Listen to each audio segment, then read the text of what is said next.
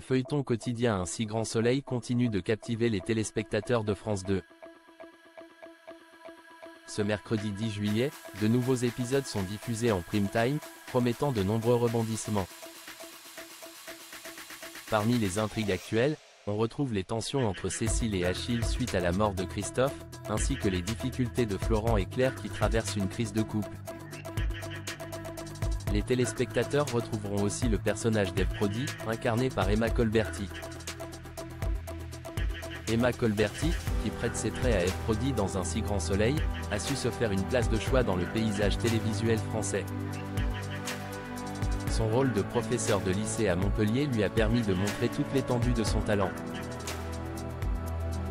Avant d'intégrer la distribution d'Un si grand soleil, Emma Colberti a participé à plusieurs productions télévisées, et s'est fait surtout connaître en tant que Valentine Léger dans la série Jamais 200 fois, au milieu des années 90. Une histoire d'amour avec Pierre-Anthony Allard. Emma Colberti a partagé une partie de sa vie avec Pierre-Anthony Allard, photographe réputé, avec lequel elle a été mariée pendant 4 ans. Ensemble, ils ont eu un fils, Baptiste, né le 30 janvier 1993. Emma Colberti était revenue sur sa rencontre avec le père de son fils, dans une interview accordée à Closer. Parallèlement au lycée, j'étais au cours Florent.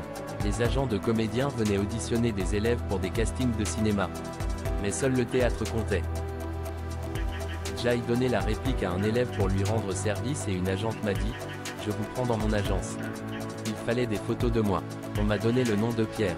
Plus tard, il m'a confié « Dans l'objectif, je t'ai aimé tout de suite ».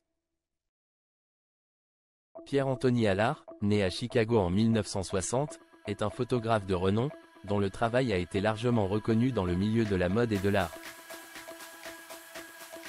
Il a dirigé le célèbre studio Harcourt à Paris, où il a photographié de nombreuses célébrités, parmi lesquelles Carole Bouquet, Fabrice Lucchini, Isabelle Huppert, Alain Bashung, Ariel Dombal, Johnny Hallyday, Christine Scott Thomas, ou encore Georges Weah, pour ne citer qu'elle. Il a raconté cette carrière dans la photo dans un livre, intitulé Mes années Harcourt, et publié en 2013. Il a depuis lancé son propre studio indépendant.